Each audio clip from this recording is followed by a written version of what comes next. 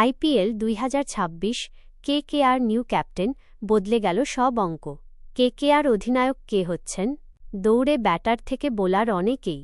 3 star players in race to become new captain of KKR in IPL ২০২৬। গতবার অধিনায়ক হিসেবে খুব একটা সফল হতে পারেননি অজিঙ্কে রাহানে। এবার তার উপরই ভরসা রাখবে দল, নাকি নাইটরা পাবে নতুন নেতা? ২৮ মার্চ থেকে ঢাকে কাঠি পড়তে চলেছে আইপিএল ২০২৬-এর।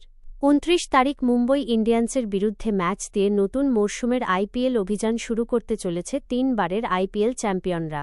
তার আগে একটা বড় সিদ্ধান্ত নিতে হবে কিং খানের দলকে। আইপিএল ২০২৬-এ কেকেআরের অধিনায়ক কে হবে তা নিয়ে জল্পনার কোনো শেষ নেই।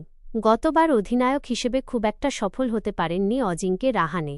এবার তার উপরই ভরসা রাখবে দল, নাকি নাইটরা পাবে নতুন নেতা? কেকেআর অধিনায়ক হওয়ার দৌড়ে অবশ্য একাধিক ক্রিকেটার রয়েছে।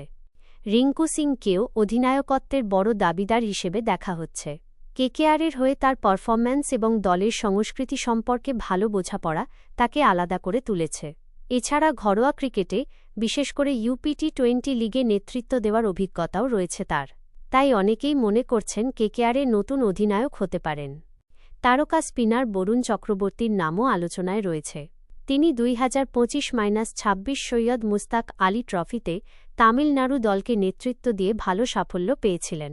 তার এই পারফরম্যান্সের কারণে কেকেআর তাকে অধিনায়ক করার কথাও ভাবতে পারে। তবে শেষ পর্যন্ত অভিজ্ঞতার দিক বিবেচনা করে রাহানেকেই আবার অধিনায়ক হিসেবে বেছে নেওয়ার সম্ভাবনা বেশি। অজিঙ্কে রাহানে কেকেআরের অধিনায়ক হিসেবে আবারও এগিয়ে রয়েছেন।